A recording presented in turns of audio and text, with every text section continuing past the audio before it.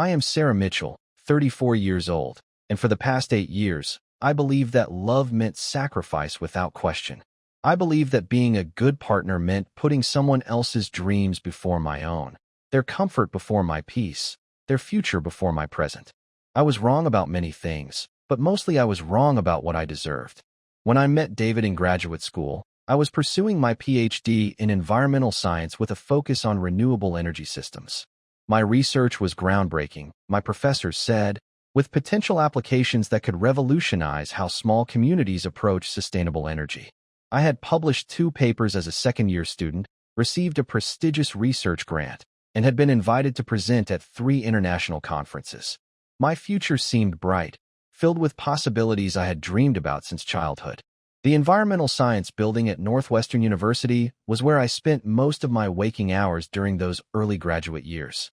The 4th floor housed our lab, a maze of sophisticated equipment, sample containers, and whiteboards covered in equations that represented months of painstaking work.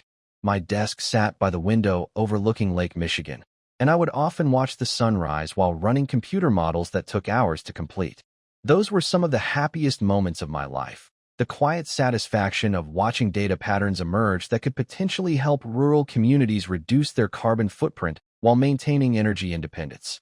My advisor, Dr. Elena Harrison, was a brilliant woman in her 50s who had built her reputation on innovative approaches to sustainable technology. She saw something in my work that excited her, often staying late to discuss my findings or suggest new directions for research. "Sarah, this application you've developed for small wind turbine optimization could be exactly what developing regions need," she told me one evening as we reviewed my latest results. "You're not just crunching numbers here. You're potentially changing lives." That validation meant everything to me. Growing up in a small town in Ohio, I had watched my community struggle with rising energy costs and limited economic opportunities. My research felt like a way to give back, to use my education to solve real problems for real people. The academic conferences I attended weren't just professional obligations. They were opportunities to connect with other researchers who shared my passion for environmental solutions. It was at one of these conferences, the International Symposium on Renewable Energy Innovation in Chicago, that I first met David Chun. I was presenting my preliminary findings on distributed wind energy systems when I noticed him in the audience, not taking notes like most attendees, but watching me with an intensity that was both flattering and slightly unnerving. After my presentation, he approached during the coffee break. "Fascinating work," he said, extending his hand with a confidence that seemed natural rather than forced. "I'm David Chun, MBA student at Kellogg. I've been following renewable energy trends for a business plan I'm developing, and your research could have serious commercial applications."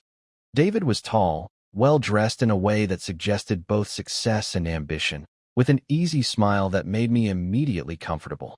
Most people at these conferences were academics focused on theoretical applications, but David spoke about real-world implementation, market potential, and scaling solutions. His questions were thoughtful, demonstrating that he had actually understood the implications of my work rather than just trying to impress me. "You should consider the entrepreneurial angle," he suggested as we walked between conference sessions. "Academic research is important, but imagine if you could actually get these systems into communities that need them. There's venture capital interest in clean technology, government incentives for renewable energy startups. You could make a real impact." His perspective intrigued me. I had been so focused on the research itself that I hadn't seriously considered how to bridge the gap between laboratory success and practical implementation. David painted a picture of partnership between academic innovation and business acumen that felt both exciting and achievable. Our first actual date was dinner at a small Italian restaurant near campus the following week. David had called me 3 days after the conference, something I appreciated since it showed interest without seeming desperate. Over wine and pasta, our conversation ranged from energy policy to travel stories, from family backgrounds to career aspirations. David spoke passionately about his plans to start a consulting firm focused on helping companies optimize their operations for both efficiency and sustainability. Too many businesses still see environmental responsibility as a cost center, he explained, gesturing with his fork as he made his point. But the smart ones are realizing that sustainability often means efficiency, and efficiency means profit. There's a huge opportunity to help medium-sized companies redesign their processes in ways that benefit both their bottom line and the environment. I found his combination of idealism and pragmatism appealing. Here was someone who understood that good intentions needed viable implementation strategies, that changing the world required both vision and business sense. When he asked about my long-term goals, I talked about my dream of establishing a research institute that could develop and deploy renewable energy solutions in underserved communities. That's exactly the kind of vision that could attract serious funding, David said, his eyes bright with enthusiasm. Academic credibility combined with practical applications. Investors love that combination. As autumn progressed into winter, David and I began spending most of our free time together. He would pick me up from the lab on Friday evenings, bringing coffee and pastries for the weekend sessions when I needed to monitor long-running experiments. I attended his business school networking events, where he introduced me proudly as the researcher who's going to revolutionize community energy systems. His confidence in my work was intoxicating, especially during moments when I doubted whether my research would ever have real-world impact. David's apartment near campus was modern and organized, furnished with pieces that were clearly chosen for both style and function. His bookshelf contained an interesting mix of business strategy texts, biographies of successful entrepreneurs, and several books on environmental policy that he had bought after we started dating. "I want to understand your world," he explained when I commented on his collection of climate science publications. Our relationship developed with the same systematic approach that David applied to his business plans. He remembered details about my research, asked thoughtful questions about my progress, and celebrated my small victories with genuine enthusiasm. When I received notification that my paper had been accepted for publication in the Journal of Renewable Energy Systems, David took me to the most expensive restaurant in Evanston to celebrate. "This is just the beginning," he said, raising his glass of champagne.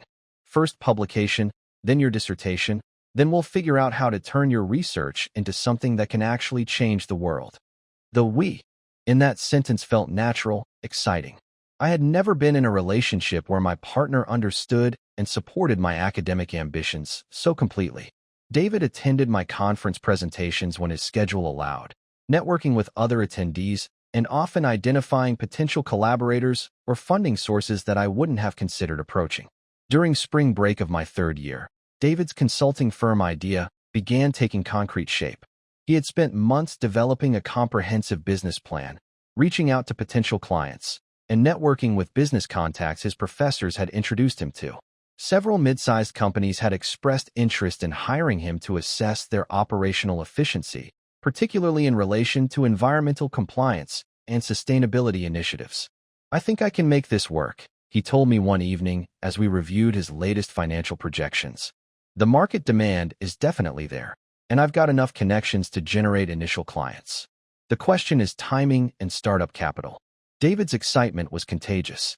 He had identified a genuine market need and developed a service model that could address it profitably while promoting environmental responsibility. His business plan was thorough, his market research was solid, and his presentation skills were impressive. When he practiced his investor pitch on me, I found myself believing completely in his vision. "What about after graduation?" I asked, curious about how our separate career paths might align. "Have you thought about where you want to establish the business?" "Ideally somewhere with a strong business community and good access to the kind of companies I want to target," he replied. "Chicago would be perfect, obviously, but the overhead costs are significant. There might be better opportunities in smaller cities with growing business sectors." I nodded, though I privately hoped he would choose to stay in Chicago. Northwestern had an excellent postdoctoral program that would allow me to continue my research while beginning to explore practical applications. Dr. Harrison had already hinted that she might have funding for a research position that would be perfect for me after graduation. As we both entered our final year of graduate school, the intensity of our respective programs increased dramatically. David was completing his MBA while simultaneously laying the groundwork for his consulting firm. He spent long hours developing client proposals, attending networking events, and refining his business model based on feedback from professors and industry contacts. I was deep into dissertation research, conducting experiments that would either validate or disprove the theoretical models I had spent 3 years developing. Despite our busy schedules, we maintained our relationship carefully. Friday night dinners became sacred time, protected from academic deadlines and business obligations. We would cook together in David's apartment, sharing updates on our respective progress and discussing future plans that increasingly assumed we would be building our careers in parallel. I've been thinking about the geographical question, David mentioned one Friday evening as we prepared a complex Indian curry recipe he had found online. What if we coordinated our post-graduation plans? Your research has obvious commercial applications, and my business could provide a pathway for implementing your innovations. The suggestion was appealing on multiple levels. I loved David deeply and wanted our relationship to continue after graduation. His business acumen could indeed help bridge the gap between my academic research and practical deployment. The idea of combining our skills and expertise felt like a natural evolution of both our professional and personal partnership. What would that look like practically? I asked, stirring the curry while considering the possibilities. Well, you could pursue a postdoc position anywhere that offers good research opportunities, David explained, adding spices to the pan with the precision he applied to everything. Meanwhile, I could establish my consulting firm in the same city. As your research develops, we could explore ways to commercialize the most promising applications. Eventually, we might even start a company together. The vision he painted was compelling.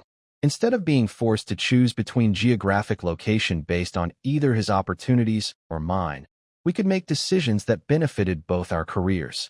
His consulting firm could provide financial stability while my research developed into commercially viable applications. It felt like a mature, strategic approach to building both a life and careers together. That spring, both of our careers reached crucial decision points simultaneously. I successfully defended my dissertation to a committee that praised my research as innovative and immediately applicable to real-world energy challenges. Dr. Harrison offered me a postdoctoral research position that would allow me to continue developing my work while beginning to explore implementation strategies. The position came with a modest stipend, access to laboratory facilities, and the freedom to pursue collaboration with other institutions or private sector partners. Meanwhile, David's consulting firm concept attracted the attention of 3 potential investors, including a venture capital group that specialized in environmentally focused businesses. His presentations were successful enough to generate serious interest, though the investors wanted him to demonstrate market viability by securing several paying clients before they would commit funding. It's a chicken and egg problem, David explained after a particularly intense meeting with potential investors. They want proof that companies will pay for my services, but I need capital to properly develop and market those services. The solution he proposed was both logical and challenging. If he could land a few significant consulting contracts on his own, using minimal overhead and existing resources, he could demonstrate market demand sufficiently to attract serious investment. This approach would require him to work extremely long hours for minimal compensation while building his client base and reputation. How long do you think this phase would last? I asked, understanding that his plan would require significant sacrifices from both of us. Maybe a year, possibly 18 months, David estimated. It's not ideal timing, but this is the right opportunity. The market is ready for these services, and I have the connections to make it work. The question is whether I'm willing to take the risk. I supported his decision completely. His business plan was solid, his skills were well suited to the consulting model, and the market demand was genuine. Taking the entrepreneurial risk while he was young and before we had major financial obligations made strategic sense. Besides, my postdoctoral position would provide steady income, even if modest, during the period when his business was developing. As graduation approached, we made the decision to relocate to Milwaukee, Wisconsin, a city that offered several advantages for both our careers. The cost of living was significantly lower than Chicago, making it easier for David to bootstrap his consulting firm. The University of Wisconsin-Milwaukee had a strong environmental science program with professors interested in collaborative research. The regional business community included many mid-sized companies that fit David's target client profile perfectly. The summer after graduation was intensely busy for both of us. I started my postdoctoral research position at UWM, working with Dr. Michael Rodriguez on a project that expanded my dissertation research to include economic modeling of renewable energy implementation. David spent his days reaching out to potential clients, developing service proposals, and converting his academic business plan into an operational consulting firm. Our first apartment together was a modest two-bedroom unit in Milwaukee's River West neighborhood. The second bedroom served as David's office, equipped with a desk, computer, and filing system for his growing collection of client materials. I appreciated having dedicated workspace for him, since his client calls and proposal writing often extended into evening hours. Those early months in Milwaukee were challenging but exciting. David's persistence in client development began paying off when he landed his first significant contract with a manufacturing company seeking to reduce energy costs while improving their environmental compliance. The project required him to spend several weeks at their facility, analyzing operations and developing recommendations that ultimately saved them 12% on energy costs while reducing their carbon footprint. The success of that initial project led to referrals and additional contracts. By the end of our first year in Milwaukee, David had established relationships with 6 companies and generated enough revenue to cover our basic living expenses. His reputation was growing within the regional business community, and several potential clients had approached him based on recommendations from satisfied customers. Meanwhile, my research was progressing well at UWM. Dr. Rodriguez's collaboration enriched my work by adding economic analysis to the technical innovations I had developed. We published 2 papers together, and I presented our findings at conferences where the practical applications generated significant interest from both academic and industry audiences. The balance between our respective career demands worked smoothly during this period. David's client work required occasional travel, but his schedule was flexible enough that we could coordinate our time together. I appreciated his understanding when I needed to work late in the laboratory or travel to conferences. Our relationship felt like a genuine partnership where both people's professional goals were valued and supported. As David's consulting firm stabilized, he began expanding his service offerings and considering whether to hire additional staff. The business had grown beyond what he could handle alone, and several clients had requested services that would require specialized expertise he didn't possess. The natural evolution seemed to be building a team of consultants who could serve larger clients and take on more complex projects. I'm thinking about bringing on another consultant, someone with environmental engineering background, David mentioned one evening as we reviewed his business plan updates. There's demand for more technical services than I can provide alone. The expansion planning process revealed David's natural business instincts. He approached hiring with the same systematic analysis he applied to client projects, carefully defining the skills he needed and identifying candidates who could complement his existing capabilities. His growth strategy was conservative but ambitious, focused on sustainable expansion rather than rapid scaling. During this period, I began exploring ways to bridge my academic research with practical implementation.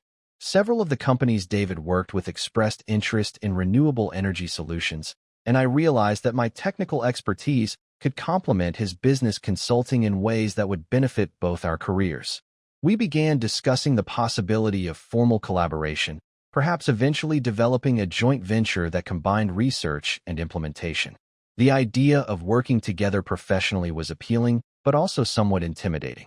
Our personal relationship was strong, but we had never tested whether our working styles would be compatible. David's approach to problem-solving was systematic and client-focused, while my research background emphasized thorough analysis and peer review. We decided to start with small collaborative projects to see how our different approaches might complement each other. Our first joint project was with a small manufacturing company that wanted to explore renewable energy options for their facility. I provided technical analysis of their energy needs and evaluated potential renewable energy systems, while David handled the business case development and implementation planning. The collaboration was successful, resulting in a recommendation that the client implemented with significant cost savings and environmental benefits.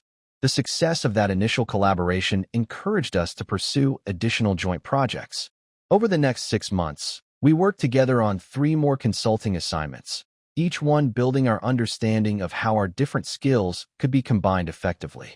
David's business development abilities brought in clients who needed technical expertise I could provide, while my research background added credibility and depth to his consulting services. As David's consulting firm grew, so did the demands on his time and energy. He was working 12-hour days regularly, often taking client calls during evenings and weekends. The business was successful and profitable, but the growth required constant attention to client relationships, project management, and business development. David was essentially running every aspect of the company himself, from marketing to service delivery to financial management. I began taking on more responsibility for managing our household during this period, handling grocery shopping, cooking, cleaning, and other domestic tasks that David no longer had time to share. This division of labor felt natural and temporary, a way to support his business during a crucial growth phase. I understood that entrepreneurship required intensive effort during the early years, and I was happy to contribute to our shared success by managing the practical aspects of our life together. My own career was also advancing during this time. Dr. Rodriguez and I had completed our collaborative research and were exploring opportunities to expand the work with additional funding. I had been invited to present our findings at the International Conference on Sustainable Energy Systems, a prestigious event that could lead to new research collaborations and funding opportunities. The conference was scheduled for 6 months in the future, giving me time to prepare a presentation that would showcase our most innovative findings.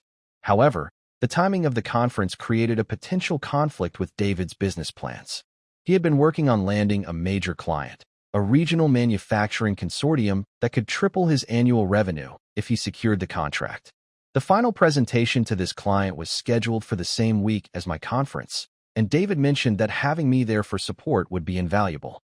"I know the conference is important to you," David said as we discussed the scheduling conflict. "But this client presentation could be the breakthrough that takes my business to the next level. Having you there to handle the technical questions about renewable energy could make the difference between winning and losing this contract." The dilemma was genuine. My conference presentation could lead to new research opportunities and potentially significant funding for continued work. David's client presentation could establish his business as a major player in the regional consulting market. Both opportunities were important for our respective careers, and both required travel during the same week.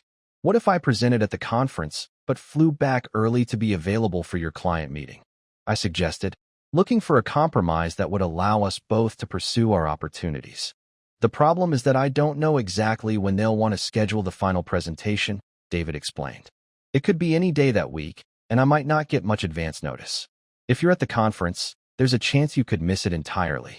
We discussed various alternatives, but none seemed to fully address both our needs. The conference was a significant opportunity for my research career, but David's client presentation was equally important for his business development. The conflict forced us to confront the reality that our professional lives were becoming more complex and sometimes incompatible in ways we hadn't anticipated. After several days of consideration, I made the decision to skip the conference and support David's client presentation. The decision was difficult, but it seemed like the right choice for our shared future. David's business success would benefit both of us financially and professionally, while my research would continue to develop through other opportunities. Besides, there would be other conferences, but this particular client opportunity seemed unique. David's client presentation was successful, leading to a 3-year contract that would require him to significantly expand his consulting team and service capabilities. The financial security this contract provided was substantial, allowing us to move to a larger apartment and begin making more ambitious plans for both our careers and our personal life. "This changes everything," David said excitedly as we celebrated the successful client presentation. "With this contract as a foundation, I can hire the staff I need and start pursuing even larger opportunities. We're going to be able to build something really significant here." His excitement was contagious, and I felt proud of having contributed to his success by supporting the presentation. However, I also felt a twinge of regret about missing the conference. Dr. Rodriguez had attended in my place and reported that there had been significant interest in our research, including inquiries from 2 potential funding sources that specifically asked about my availability for collaborative projects. "There will be other opportunities," I told myself, focusing on the positive aspects of David's business success rather than dwelling on what I might have missed. His consulting firm was now positioned for substantial growth, which would ultimately create opportunities for me to contribute my technical expertise to larger and more complex projects. As David hired additional consultants and expanded his service offerings, the demands on his time actually increased rather than decreased. He was now managing a team of 5 consultants, overseeing multiple client projects simultaneously, and constantly developing new business relationships. His days began early with client calls and often extended into evening hours with proposal writing and team coordination. I found myself taking on even more responsibility for our domestic life, not just handling household tasks, but also managing our social obligations, financial planning, and even some administrative tasks for David's business. When clients called our home number after hours, I would take messages and coordinate scheduling. When David was traveling for extended client projects, I handled everything from mail to bill payments to maintaining relationships with our friends and family. This increased domestic responsibility coincided with new demands in my own career. Dr. Rodriguez had secured funding for an expanded research project that required more laboratory time and travel to conferences where I would present our findings. However, coordinating my travel with David's business obligations became increasingly complicated. I found myself declining conference invitations or limiting my travel to times when David would be available to handle domestic responsibilities. The pattern that developed was subtle but significant. David's career demands were treated as fixed obligations that required support and accommodation, while my career opportunities were treated as flexible options that could be adjusted based on other priorities. Neither of us explicitly discussed this arrangement, but it became the default assumption that guided our decision-making. When Dr. Rodriguez approached me about applying for a prestigious research fellowship that would provide substantial funding for my work but require relocation to a specialized laboratory facility, I found myself hesitating for reasons that had nothing to do with the scientific merits of the opportunity. It's a 2-year fellowship with the possibility of extension, Dr. Rodriguez explained. The laboratory facilities are exceptional, and you would be working with the leading researchers in renewable energy implementation. This is exactly the kind of opportunity that could establish you as a major figure in your field. The fellowship was indeed an extraordinary opportunity, offering resources and collaborative possibilities that could advance my research by years. However, accepting it would mean relocating to California, which would be impossible to coordinate with David's growing consulting business in Milwaukee. His client relationships and team were now firmly established in the Midwest, and relocating his operations would be prohibitively expensive and disruptive. I discussed the fellowship opportunity with David that evening, explaining the potential benefits for my research while acknowledging the geographical complications it would create. "It sounds like an amazing opportunity," David said, and I could hear the genuine appreciation in his voice. "The timing is just really challenging with everything that's happening with the business right now." "I know," I replied. "The fellowship is obviously important for my career, but I understand that your business obligations are more concrete and immediate. Maybe there will be similar opportunities in a few years when my business is more established and I have more flexibility," David suggested. "Or maybe some of the research could be done remotely, with periodic trips to California rather than full relocation." I explored the possibility of remote participation, but the fellowship specifically required full-time residence at the laboratory facility. The research involved hands-on experimentation with equipment that couldn't be accessed remotely, and the collaborative benefits required daily interaction with other researchers. It was an all-or-nothing opportunity that couldn't be modified to accommodate external constraints. After a week of consideration, I declined the fellowship. The decision was painful, but it seemed like the responsible choice given our shared commitments and David's business obligations. There would be other opportunities in the future, I told myself, perhaps at times when our circumstances allowed more flexibility. Dr. Rodriguez was disappointed by my decision, but understanding of the practical constraints. "These kinds of opportunities don't come along often," he warned gently. "You should be sure you're making this choice for the right reasons." His concern was valid, but I felt confident that supporting David's business during this crucial growth phase was more important than pursuing individual opportunities that might disrupt our shared progress. David's consulting firm was now generating substantial revenue, and establishing him as a respected figure in the regional business community. My contribution to that success, even if indirect, felt valuable and meaningful. As David's business continued to expand, he began traveling more frequently for client meetings and project oversight. Some weeks, he was away for 3 or 4 days, leaving me to manage both my research responsibilities and all domestic obligations. I developed efficient routines for handling these periods alone, but I also began to feel somewhat isolated from the social and professional networks that had been important to me. The friends we had made in Milwaukee were primarily connected to David's business activities, clients and colleagues who socialized in contexts related to his consulting work.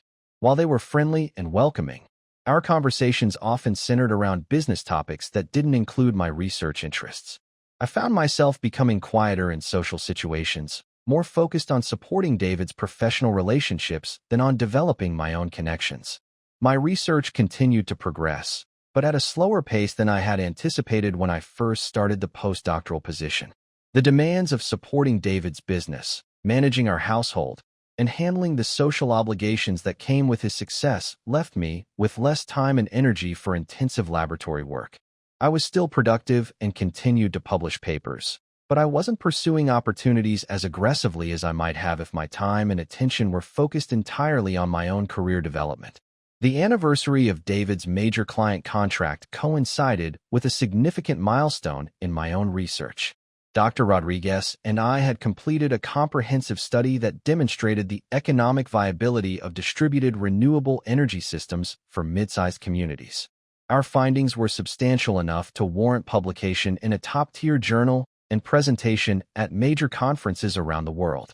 However, the timing of these presentation opportunities again conflicted with crucial periods for David's business. His consulting firm was now large enough to compete for major contracts with national companies, and he was in the final stages of negotiations with a Fortune 500 client that could establish his firm as a major player in the environmental consulting industry. This could be the breakthrough that takes us national, David explained as we discussed the timing conflicts. If I can land this client, I'll need to open offices in at least 3 other cities and hire 15 to 20 additional consultants. It's everything I've been working toward for the past 3 years.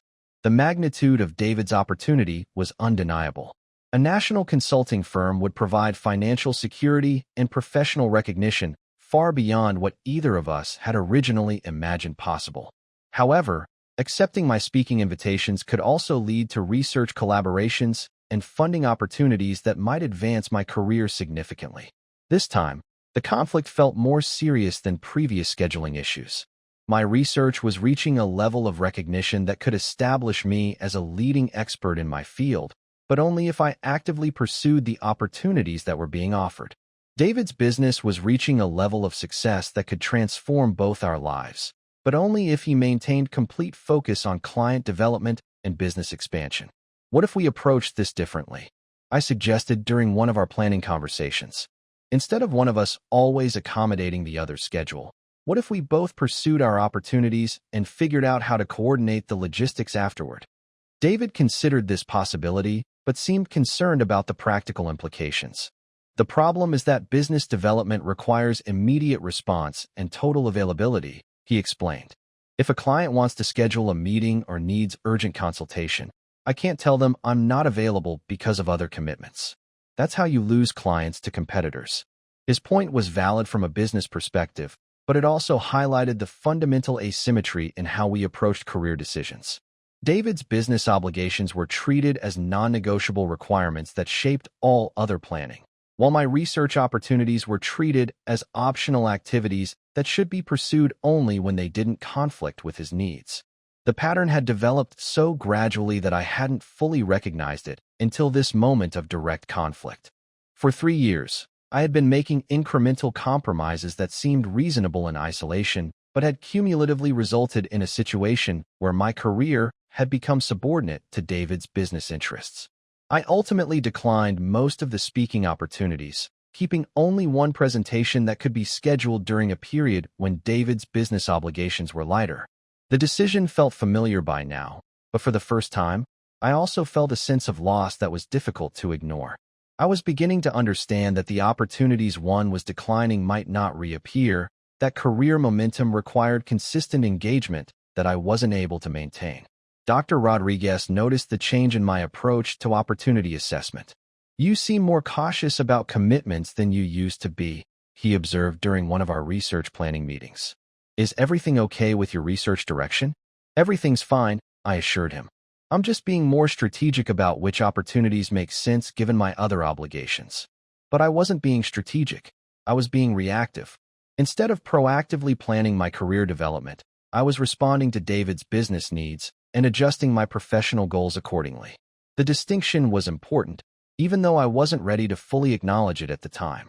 David's pursuit of the Fortune 500 client was successful, resulting in a contract that required him to establish offices in Chicago, Denver, and Atlanta while maintaining operations in Milwaukee.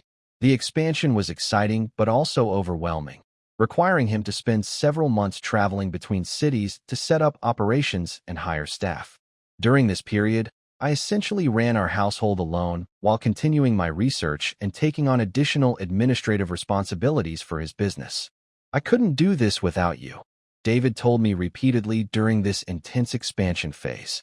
"Having you handle everything here allows me to focus completely on building the business. We're going to be so successful, Sarah. This is going to change our lives."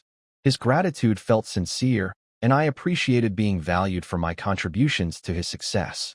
However, I was also beginning to feel somewhat invisible in our relationship. Our conversations focused almost entirely on his business challenges and victories, with little discussion of my research progress or professional goals. When I did mention my work, David would listen politely, but often seemed distracted by business concerns that were more immediate and pressing. The financial benefits of David's business success were substantial and immediate. We moved to a much larger apartment in Milwaukee's most desirable neighborhood, furnished it with high-quality pieces, and began taking vacations to destinations we couldn't have afforded during his startup phase. David bought me expensive jewelry to commemorate major business milestones, and he frequently mentioned how proud he was of what we had built together. However, the financial security came with increased social obligations that further limited my time for research activities. David's business relationships required entertaining clients, attending industry events, and maintaining a social presence that supported his professional reputation. As his partner, I was expected to participate in these activities, which often involved weekend travel or evening events that interfered with laboratory work. "Image matters in consulting," David explained when I expressed concern about the time these social obligations required. "Clients want to work with successful, stable people, and having you with me at events reinforces that perception. It's an investment in our future." I understood the business logic of his argument, but I also began to feel like I was being asked to perform a role rather than live my own life. The social events were pleasant enough, but they required me to present as David's partner, rather than as an independent professional with my own expertise and interests. When people asked about my work, David would often answer for me, describing my research in terms of how it related to his business rather than as valuable in its own right. The most telling incident occurred at a cocktail party for environmental consulting firms in the Chicago area. I was introduced to several people who were familiar with my published research and wanted to discuss potential collaborations. However, David repeatedly interrupted these conversations to redirect attention to his business services, apparently viewing my research contacts as potential clients rather than professional peers. "David, I was actually hoping to discuss Dr. Mitchell's research on distributed energy systems," one professor from Northwestern said after David's third interruption. "Your business sounds very successful, but I'm specifically interested in her technical work." The professor's gentle correction embarrassed me, not because David had been rude, but because I realized I had allowed him to speak for me instead of representing my own professional interests. I had become so accustomed to supporting his business development that I had forgotten how to advocate for my own work in professional settings. That evening, I raised my concerns with David about the balance between supporting his business and maintaining my own professional identity.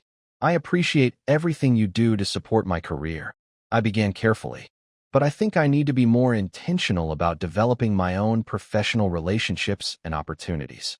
David seemed surprised by my concern. "Of course you should pursue your own opportunities," he said. "I've never suggested otherwise.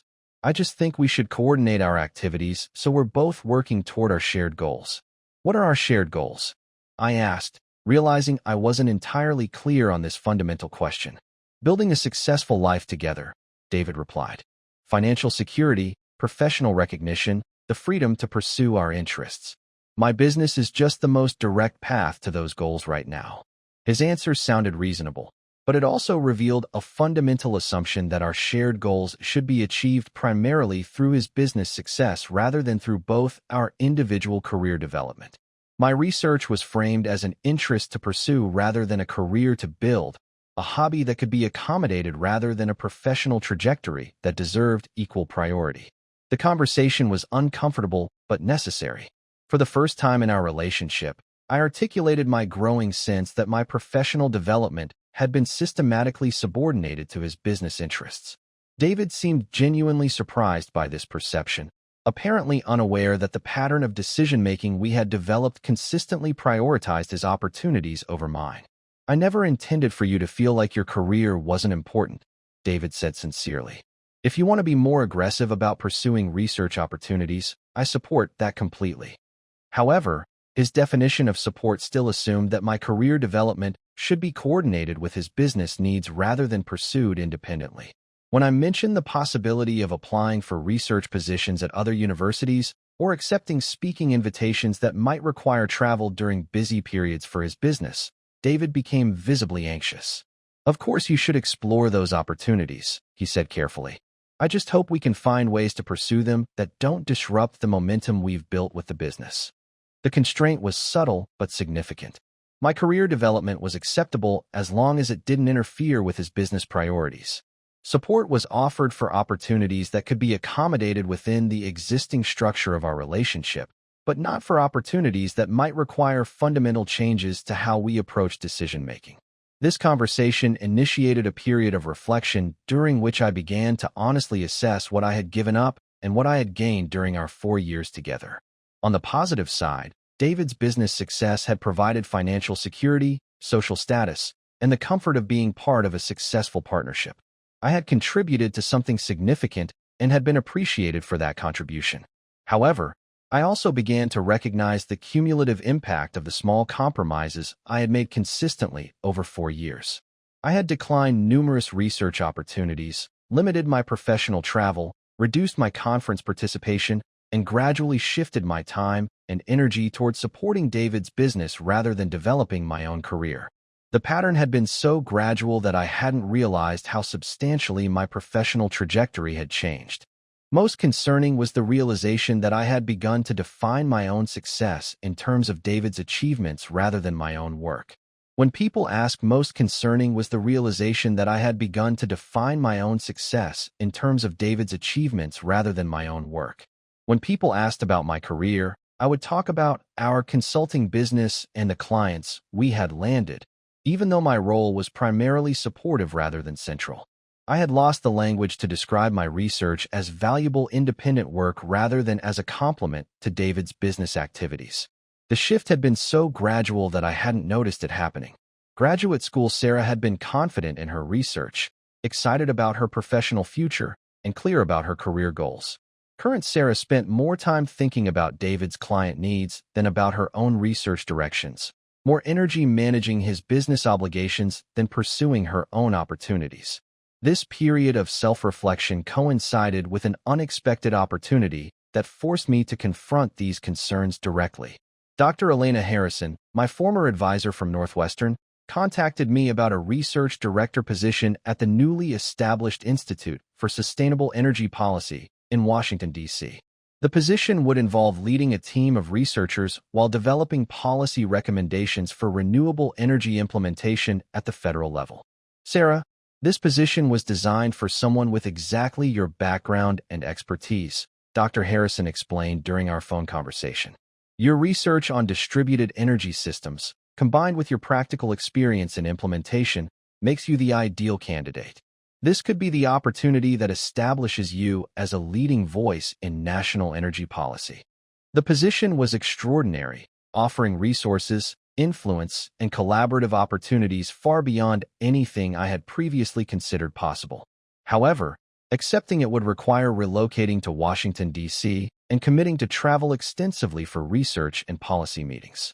The timing couldn't have been more challenging, given that David's business expansion was reaching a critical phase that required his constant attention and my continued support.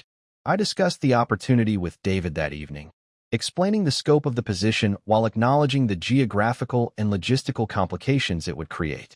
"It sounds like an incredible opportunity," David said, and I could hear both genuine appreciation and underlying concern in his voice.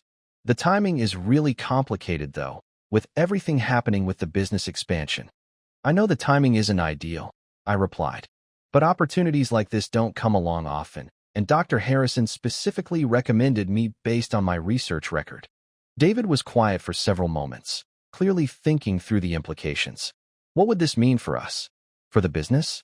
I'm just getting the new offices established, and having you here has been essential for managing everything." His response revealed the fundamental assumption that had guided our relationship for 4 years. My career opportunities were evaluated primarily in terms of how they would affect his business operations rather than how they might advance my professional goals. The possibility that this position could be transformative for my career was secondary to the concern about how my absence might disrupt his business activities. "Maybe there's a way to make it work," I suggested, though I wasn't sure what that would look like practically. "The position doesn't start for 6 months, which gives us time to plan. And some of the work might be done remotely, especially in the beginning." "Let's think about it," David said, but his tone suggested that he was looking for reasons to decline rather than ways to make it work. There might be other opportunities in the future that would be better timing for both of us. The conversation continued for several days, with David raising practical objections to the Washington position while expressing general support for my career development. His concerns were legitimate from a business perspective. My relocation would indeed create challenges for his operations and require him to restructure responsibilities he had become accustomed to delegating to me. However, I began to notice that David's objections focused exclusively on the problems my acceptance would create for him, with little consideration of what declining might mean for my career development. He didn't ask about my enthusiasm for the research opportunities, my interest in policy work, or my long-term professional goals. The decision was framed entirely in terms of business logistics and relationship convenience.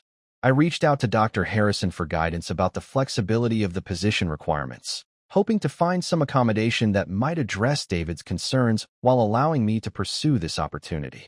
"The position requires full-time presence in Washington, especially during the first year," Dr. Harrison explained. "You'll be building relationships with policymakers, coordinating research projects, and representing the Institute at events that can't be done remotely. However, the compensation is substantial and the professional opportunities are extraordinary. This is the kind of position that could define your career." Her words forced me to confront the reality that this opportunity was incompatible with continuing to provide the level of support that David's business had come to depend on. Accepting the position would require prioritizing my career development over his business needs for the first time in our relationship. That evening, I tried to explain to David why this opportunity felt different from the various conferences and collaborations I had declined over the years. "This isn't just another research project," I said carefully. "This is a chance to move from academic research into policy implementation to actually influence how renewable energy gets developed and deployed nationally. It's everything I've been working toward since graduate school." David listened attentively, but his response revealed the gap in our understanding of each other's career aspirations. "I understand that it's exciting," he said, "but we've built something really significant here, and this would disrupt all of that progress. Maybe there will be similar opportunities in a few years when my business is more established and we have more flexibility." The phrase, "we've built something significant," bothered me more than I initially understood. David was referring to his consulting firm, which I had supported but hadn't actually built. My contributions had been important but auxiliary. I hadn't been a decision-maker, strategist, or leader in the business development. Yet he was framing my potential departure as abandoning something we had created together rather than pursuing my own professional goals. "David, I need to ask you something directly," I said, feeling a clarity that surprised me. "If you had received an offer to expand your business nationally, requiring relocation and significant changes to our lifestyle, Would you have declined it because of the impact on my research? The question hung in the air between us. David looked uncomfortable, clearly understanding the implications of what I was asking. That's different, he said finally. My business provides for both of us. Your research is important, but it's not our primary source of income or security. His answer revealed the fundamental inequality in how we viewed each other's careers. David's business was framed as providing for both of us, making it a shared priority that deserved support from both partners. My research was framed as a personal interest that should be accommodated when convenient, but shouldn't disrupt our primary income source or lifestyle. But what if my research could become our primary source of income and security? I asked, what if this policy position leads to consulting opportunities, speaking fees, or other income that rivals what your business generates? David seemed skeptical of this possibility. Academic work doesn't usually generate that kind of income, he said. And even if it did, you're talking about starting over in a new field while I have an established business that's already successful. The conversation revealed deeper assumptions about the relative value and potential of our respective careers. David viewed his business as a proven success with clear growth potential, while viewing my research as an uncertain pursuit that might or might not lead to meaningful income or influence. These assumptions made it seem logical that my career should remain secondary to his business interests. However, I was beginning to question whether these assumptions were accurate or fair. My research had already generated significant recognition within my field, and the Washington position offered pathways to influence and income that could indeed rival or exceed what David's business provided. More importantly, the fulfillment and sense of purpose I derived from my research was something that no amount of financial security from his business could replace. The decision deadline for the Washington position was approaching, and I found myself facing the most significant choice of my adult life. Accepting the position would mean prioritizing my career development for the first time in our relationship, potentially disrupting the comfortable life we had built together. Declining it would mean continuing the pattern of subordinating my professional goals to David's business interests, possibly forever. I began researching everything I could about the Institute for Sustainable Energy Policy, the researchers I would be working with, and the specific projects I would be leading. The more I learned, the more excited I became about the opportunity. This was exactly the kind of work I had dreamed about during graduate school. Research with immediate policy applications, collaboration with leading experts, and the possibility of influencing national energy strategy. I also began calculating the financial implications of the position. The salary was indeed substantial, enough to support myself comfortably in Washington, D.C., while potentially allowing me to contribute financially to David's business expansion if we chose to maintain our relationship long distance. The position also offered consulting opportunities that could generate additional income and establish me as an expert in energy policy implementation. Most importantly, I began imagining what my life might look like if I pursued this opportunity. Instead of spending my time supporting someone else's business development, I would be leading my own research initiatives. Instead of attending networking events as David's partner, I would be building professional relationships based on my own expertise and interests.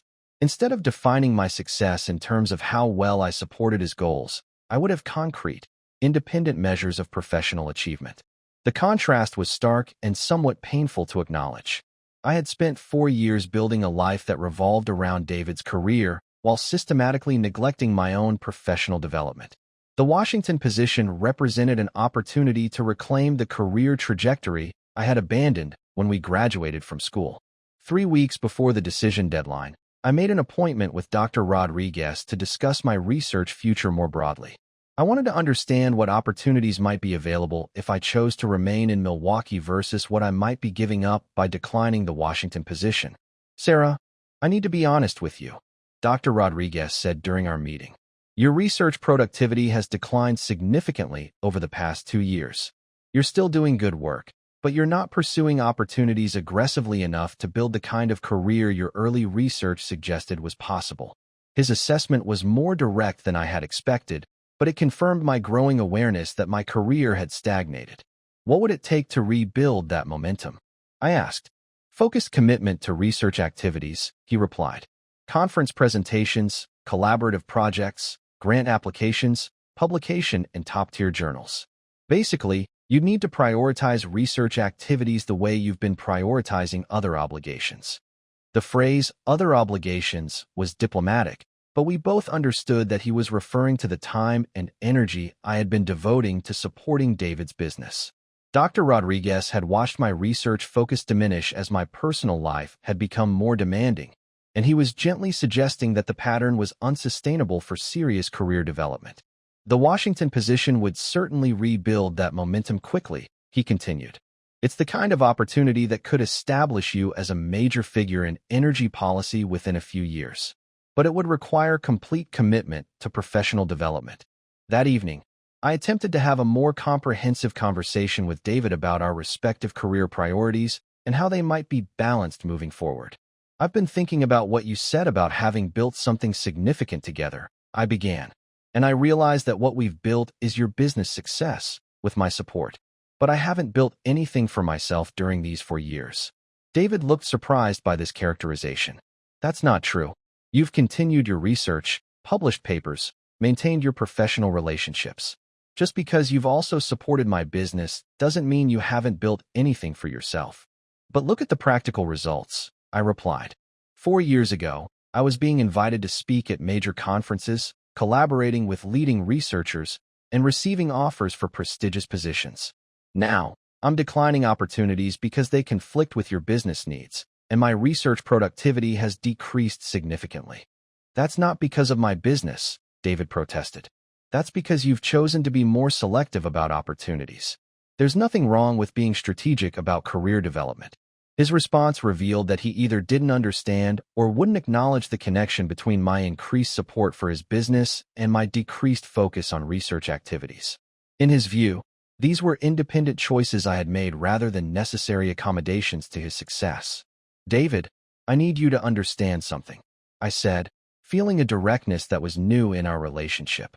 Every time I've declined a professional opportunity because it conflicted with your business needs, every time I've prioritized supporting your client relationships over developing my own research collaborations, every time I've chosen to accommodate your schedule rather than pursue my own goals, I've been building your career at the expense of mine. The conversation became tense as David defended his perspective while I tried to explain mine. He genuinely seemed to believe that I had been making independent choices about my career development, while I was beginning to understand that those choices had been systematically constrained by his expectations and needs. If the Washington position is so important to you, then you should take it, David said finally, but his tone suggested resignation rather than support. I just don't understand why you want to disrupt everything we've worked for. The phrase, everything we've worked for, crystallized the fundamental disagreement between us. David viewed our relationship and his business success as shared achievements that I would be abandoning by pursuing independent opportunities. I was beginning to view them as his achievements that I had supported at the cost of my own development. 2 days before the deadline, I called Dr. Harrison to accept the position. The decision felt both terrifying and liberating, like stepping off a cliff while simultaneously spreading wings I had forgotten I possessed. I'm thrilled, Dr. Harrison said when I gave her the news. This is going to be transformative for both your career and for the Institute's research agenda. When can you start? 6 months from now, I replied. I need time to wrap up current obligations and plan the transition. After hanging up the phone, I sat in our apartment looking around at the life David and I had built together. The expensive furniture, the comfortable routines, the social relationships, the financial security, all of it had been meaningful and valuable. But none of it had been mine in the way that my research was mine, in the way that this new position would be mine. That evening, I told David about my decision. His reaction was more hurt than angry, as if I had rejected not just his preferences, but our entire relationship. So you're choosing a job over us, he said quietly. I'm choosing my career over continuing to subordinate it to yours, I replied. There's a difference. Is there? Because from where I'm sitting, it looks like you're willing to throw away 4 years of building a life together for a job opportunity. His characterization stung because it contained enough truth to be painful. I was indeed prioritizing professional opportunity over relationship stability, possibly ending our partnership in pursuit of career development. But I was also finally prioritizing my own goals after 4 years of consistently prioritizing his. David, Can you honestly tell me that if the situation were reversed, if you had received an offer to expand your business nationally and I had asked you to decline it because it would disrupt my research, you would have chosen our relationship over your career? He was quiet for a long time before answering. That's not a fair comparison. Why not? Because my business supports both of us. It's not just my career, it's our financial foundation. And this position could become my contribution to our financial foundation, if you were willing to support it the way I've supported your business. The conversation continued for hours, but we were fundamentally unable to reach agreement about the relative importance of individual career development versus relationship stability. David couldn't understand why I would choose uncertain professional opportunity over the comfortable life we had built. I couldn't understand why he expected me to permanently subordinate my career goals to his business interests. The next few months were difficult as we tried to maintain our relationship while acknowledging that our fundamental priorities were incompatible. David made some effort to be supportive of my career change, but his underlying resentment was evident. He viewed my departure as a betrayal of our partnership rather than a necessary step for my professional development. Meanwhile, I began preparing for the transition to Washington with a mixture of excitement and anxiety. The research responsibilities were substantial and challenging, requiring me to quickly develop expertise in policy analysis while maintaining my technical knowledge of renewable energy systems. The Institute provided extensive resources for this transition, including mentorship from experienced policy researchers and access to ongoing federal energy policy discussions. The most difficult aspect of the transition was the gradual acknowledgement that my relationship with David was probably ending. We attempted to discuss long-distance arrangements, but the underlying disagreement about career priorities made compromise difficult. David needed a partner who would prioritize supporting his business development, while I needed a partner who would support my career advancement even when it required difficult adjustments. 3 months before my start date in Washington, David and I had the conversation that formally ended our relationship. It was sad rather than angry, a mutual acknowledgement that we wanted different things from partnership. "I hope you find what you're looking for in Washington," David said as we discussed the practical arrangements for ending our shared life in Milwaukee. "I hope your business continues to be successful," I replied, and meant it sincerely. The actual move to Washington was both logistically complex and emotionally liberating. I had accumulated more possessions than I realized during our 4 years in Milwaukee, but I also discovered that many of the things I had thought were important were actually connected to the lifestyle David's business had made possible rather than to my own preferences and needs. My new apartment in Washington was smaller and less luxurious than the place David and I had shared, but it was entirely mine. Every piece of furniture, every decoration, every organizational decision reflected my own choices rather than compromises or accommodations to someone else's preferences. The independence was intoxicating after years of collaborative decision-making that had consistently prioritized David's needs. The work at the Institute was immediately engaging and challenging. My research team was developing policy recommendations for federal renewable energy incentives, requiring me to combine technical analysis with economic modeling and political feasibility assessment. The interdisciplinary approach was exactly what I had hoped to pursue during graduate school, but had never had the opportunity to explore. My colleagues at the Institute were impressive and collaborative, treating me as an expert rather than as someone's supportive partner. The contrast with the social dynamics I had experienced in Milwaukee was stark and refreshing. When people asked about my background, I talked about my research rather than about a business we had built. When I presented findings at policy meetings, the attention and questions were focused on my expertise rather than on how my work related to someone else's interests. 6 months into the position, I had published 2 policy papers that generated significant attention within the energy policy community. My recommendations were being cited by congressional staff members working on renewable energy legislation, and I had been invited to testify before a House subcommittee on the economic benefits of distributed energy systems. The professional recognition was gratifying, but more importantly, I felt a sense of purpose and engagement that I had been missing for years. This was the kind of work I had imagined doing when I first started graduate school: research that mattered, expertise that was valued, and the opportunity to influence decisions that could affect millions of people. The personal adjustments took longer than the professional ones. After years of defining my social life in terms of supporting David's business relationships, I had to learn how to build friendships and professional networks based on my own interests and goals. Dating felt particularly foreign after being in a committed relationship throughout my 20s, but I gradually began meeting people who were interested in my work and excited about my career rather than expecting me to be a supporting character in their story. 1 year after starting at the Institute, I received an invitation that would have seemed impossible during my years in Milwaukee. The International Energy Agency requested that I lead a multinational research project on renewable energy policy implementation, coordinating work between researchers in 12 countries over 3 years. The project would establish me as a leading international expert in energy policy while providing resources for the kind of large-scale research I had always dreamed of conducting. Accepting the project would require extensive international travel and would preclude any possibility of maintaining a traditional domestic relationship for the next several years. A year earlier, such requirements would have seemed like obstacles to overcome. Now, they felt like exciting opportunities to explore. The morning I accepted the international project, I found myself thinking about David and wondering whether he had heard about my career progress.